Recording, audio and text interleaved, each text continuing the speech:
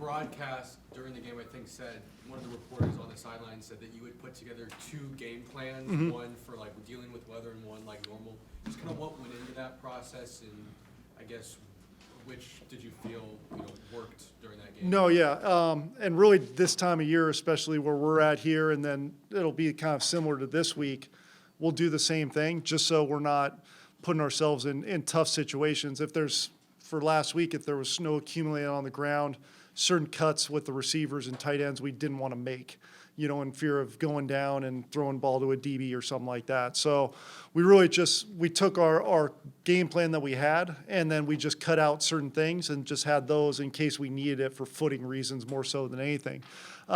We didn't need that one. We just used our base game plan, obviously because the footing was good. And then even at the end there, when the snow was accumulating, it wasn't enough to affect the footing. So we always try to make sure we've got those contingency plans. If it's a high wind game, we'll do the same thing, and have a separate game plan if the wind's affecting us, so we can go to those things that we feel better about in the wind. So we'll always try to do that. Typically, by the end of the week, off of one game plan, we might have 4 or 5 different things if we, separate game plans if we have personnel issues or if we have, weather issues or whatever. Coach, you put together a well-executed drive for those 6 minutes. What did you see in Miami's defense to make sure that you played those plays effectively? I mean, I don't think, they did a nice job of adjusting throughout the game, and that's the way this time of year is. They adjust, and then you have to adjust, and it's kind of a constant back and forth a little bit, just felt like that right there in that last drive, we were getting some good traction with some of the run game things that we were doing, and then obviously some of the different pass concepts we were mixing in there. So it was really good for us to kind of mix those things in, because it really ate up the clock for us and really kind of helped us seal that at the end there. Just I don't think it was anything specifically they were doing that were like, hey, let's get to this. It was just our guys executing at the end of the day, and they did a great job at it. You've had to use a lot of O-line combinations this year, including maybe this week. What is it about Aaron's coaching style that allows him to plug and play so many guys effectively? Well, I think one, obviously just does a great job as a teacher of the game. As a coach, you kind of always want to be, teachers, not presenters. To really kind of help your guys develop and help them grow and become the best player they could possibly be. And that's the definition of Coach Cromer. That's him to a T. He is a teacher. He does a great job just developing guys. And then the preseason, in training camp and stuff like that, he'll come up to you and be like, hey, it might not look pretty, but we need to get these guys in different spots so that, guys can be multiple and be able to play different positions. I mean, Quiss is a great example of that. I mean, he came in and played guard and hadn't played there all year, probably hadn't played there since training camp, and really stepped in and did a great job at it, and battled and was assignment sound. So I think just his ability to simplify for his guys, and one, what we do, and two, kind of how we do it, and then three, just the overall techniques that carry over from guard to tackle to center. He does a great job in coaching it. And there's this thought that when the weather gets bad, you have to immediately just run the football. How does Josh's skill set allow you to not have to completely close off the passing game if the elements come into play?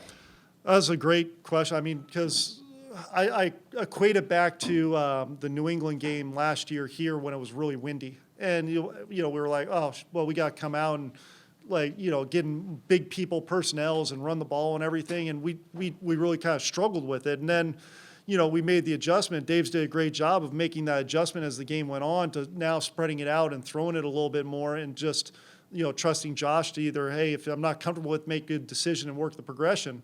And that's when we really started to move the ball a little bit better, in that game. Now, obviously, it didn't work out for us, but I thought that was a great lesson for us that, he does have that ability to play in multiple different elements, whether it's windy, rainy, snow, whatever it might be, so I think that's a big advantage for us to be able to, do those different things that keep us balanced instead of forcing us into a one-dimensional game. Ken, can you take us into the conversation with Josh and his helmet before the final play of the first half? With 8 seconds left, what's going on? What are you saying to him? Are you telling him, hey, you only have 8 seconds? No, yeah. What does all that sound like before the play? Yeah, because you got a limited amount of time to get them as much information as you can. While at the same time getting the play so we could get up to the line of scrimmage and call it. So, there's times where it's hey, it's us or nobody. And it's that type of thought process. It's hey, quick decision. It's us, nobody get or throw away. So we leave ourselves enough time and.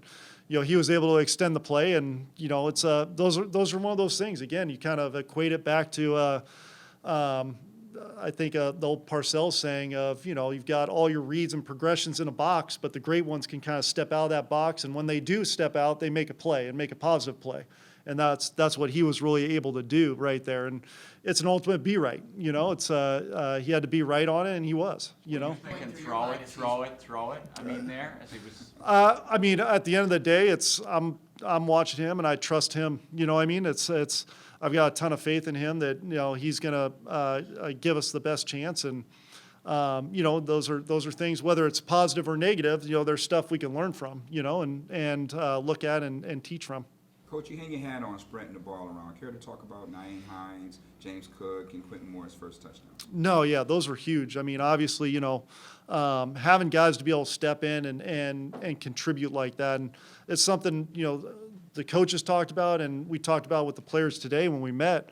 When you look at that game, just the contributions from everybody on the field that day, whether mattered for us. We had all those guys with catches. We had linemen having to come in and play, throughout the week, guys who weren't even dressed up, just the things they really did to kind of help us, whether it's the look they were giving or helping us to make sure Josh was giving a good look because we had to spell guys, so we're not running them into the ground, and come in and still be, give Josh the look he needs to get in practice, So it's like we've just got a group of guys that work their tail off, unselfish guys, who come in and just keep getting better and better and better. And we have a lot of faith in to plug in and make plays for you. So, anytime you look at a stat sheet and you see 5, 6, 7, 8 guys with touches, I think that helps you as an offense. For those guys to get more involved at this point in the season, what does that say about the overall health of the offense, of kind of what you were saying, being able to spread it so well at this point in the year? Yeah, I think, this time of year, I don't know, if anybody's like truly healthy, so you're going to have guys, step up and make plays for you. And that just, it helps guys like Steph and Gabe and Dawson to where it's like they don't have to be in their 70 plays or 60 plays in a game, and they could kind of, go out and then be fresh when they are out there and be able to go full speed for longer periods of time, So I think those things all make a difference, and it's a cumulative effect for you throughout the year. Whenever you can have those guys just step in, you don't have to lose anything. You don't miss a beat when those guys step in. Coach, 11 snaps for Cole last week. How much of that was, I know game flow always has something to do with it, but how much of that was a byproduct of just jumping in, parachuting in on Tuesday, conditioning, and do we expect that to increase, or where do we think that goes? I think obviously it's a byproduct of just last week being his first week, and we'll just continue to grow with that, just like we have Nyheim. It's just his role continues to grow, and each week is very different. So and I think you see that with Nyheim. Some weeks it's high, some weeks it might be a little bit less, and again, I think it's just a byproduct of our philosophy of whatever it takes to, for us to be in the best position to attack a defense, So, and then part of that too is, we've got a lot of guys we have a lot of faith in that position as well, whether it's Isaiah or Khalil or, Steph moving in there at times, or, our tight ends in there at times. So again, for us, I think the ability to move those pieces around and be interchangeable is critical. So, is it ever going to be, 50, 60 plays? I don't know. It might be, it might not be, but just depends on kind of the game flow and where we're at. But I think the ability to be multiple at different positions really helps you out. I know he's only been here a week, but going off of that, how have you seen Cole kind of be able to, has he been able to kind of pick up where he left off? Yeah. As far as, coming back? No, yeah, he really has, and again, we've tweaked some things and we've kind of made some adjustments and that type of deal, but he really, and Cole's a smart football player, so he really has picked things up and kind of just, hit the ground running ever since he's been here. So that allows you to kind of pick that, pick that up a little bit more and incorporate him more and more kind of as you're going. Because one, his feel for the offense already, Josh's rapport with him, and then two, just how smart of a football player he is. Whether it's just the playbook or just recognizing defenses and being diagnosed on the field so quickly. Coach, you found some success in that last drive with Singletary running the edges. Will that continue down the line? Will you see more of that? Again, I think it just depends on your opponent, and what you're getting. So some teams that really set the edges on you, you got to be a little bit more inside. Some teams where they're different style of play, you can attack those edges a little bit more. So we try to make sure we're putting our guys in the best position by scheme, and then to help them execute, to the best they can. So I think there will be obviously incorporations of that. I think that's a part of what we do, and our DNA is to attack those edges and attack those things, whether it's with a gap scheme or a outside zone where we press it and take it, or we cut it up inside or back. So I think being multiple to keep the defense off balance as much as you can falls into that. How important or, nice is it to have a guy like Ike Butker available now, especially if Mitch isn't able to progress through the protocol? Yeah, I mean, all those guys. I think the offensive line room in general has been great for us in terms of the depth, because you look at it, guys who have had to come into play throughout the year. You go back to the first Miami game and you look at the offensive line, it's GVR and Tommy Doyle and Quiss with in there mixing in with Raj and Dion, and you kind of go through and it's just the nature of the NFL of there's going to be, especially that position, you're in a car crash every single play, so there's going to be these things where guys have to step in and fill roles. So that room in general has been great, and then obviously a guy with the experience like Ike to all of a sudden have available if needed. We'll kind of see how that thing progresses and where he's at. I think that gives you an added advantage, because you're always looking for depth. You always want the best depth as possible at every position. Because it's hard in this league. To have that, and the best teams that are there at the end, one are the healthiest teams, and two, the teams where guys can step in and you don't miss a beat as a collective. Obviously, you want your starters in, but the depth and the backups, the guys that are just coming into play for us as of late and throughout the year. I mean, that experience early on has been huge for us right now. I know you said when we first spoke to you about being a first-time play caller that really you'd have to get into it. Experience is the only way you kind of find your way.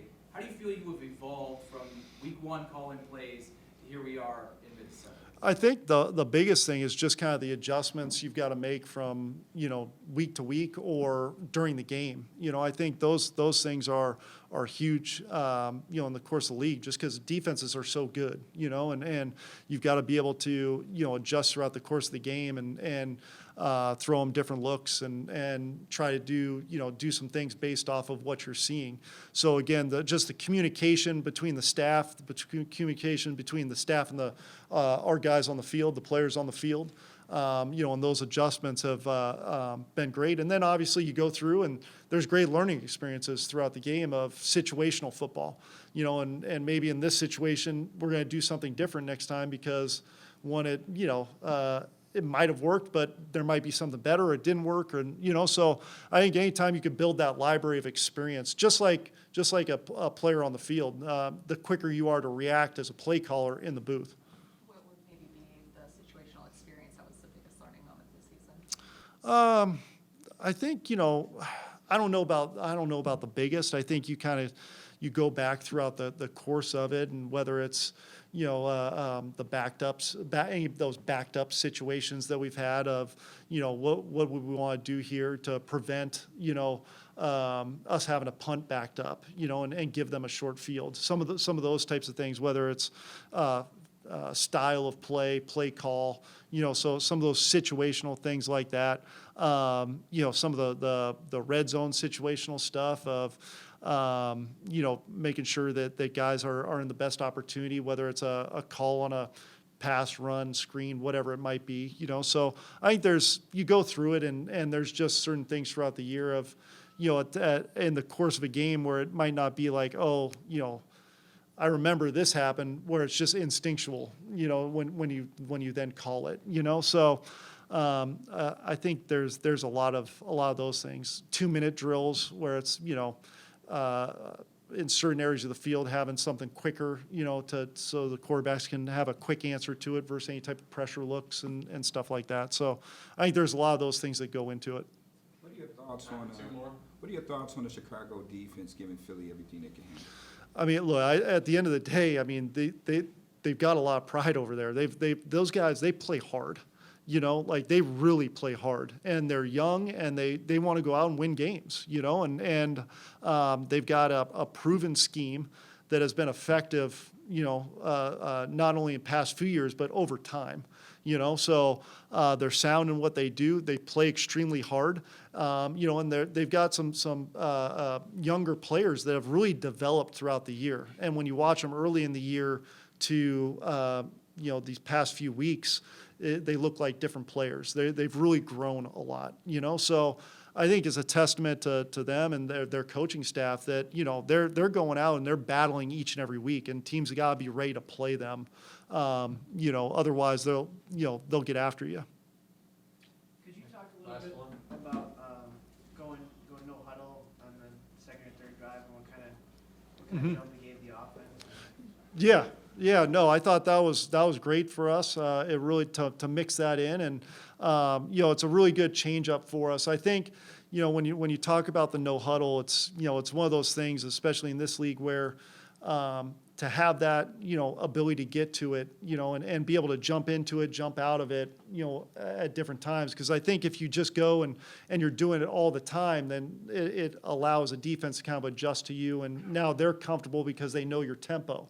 So whenever you could kind of mix up the tempo like that, I think it's good, and it really helps you. And so whether or not you stay in it or whether or not you get out of it and then go back in it later, I think having that ability to execute in a no-huddle type style of offense is always very beneficial for you. And then it also helps and carries over into 2-minute situations. Because if you're practicing no huddle in normal situations, naturally it's going to trickle down to those 2-minute situations because you're used to doing it. So that was a really big drive for us, obviously, to kind of get us going, and mixing in that no huddle stuff was a big reason why. Thanks, everyone. Thanks, guys.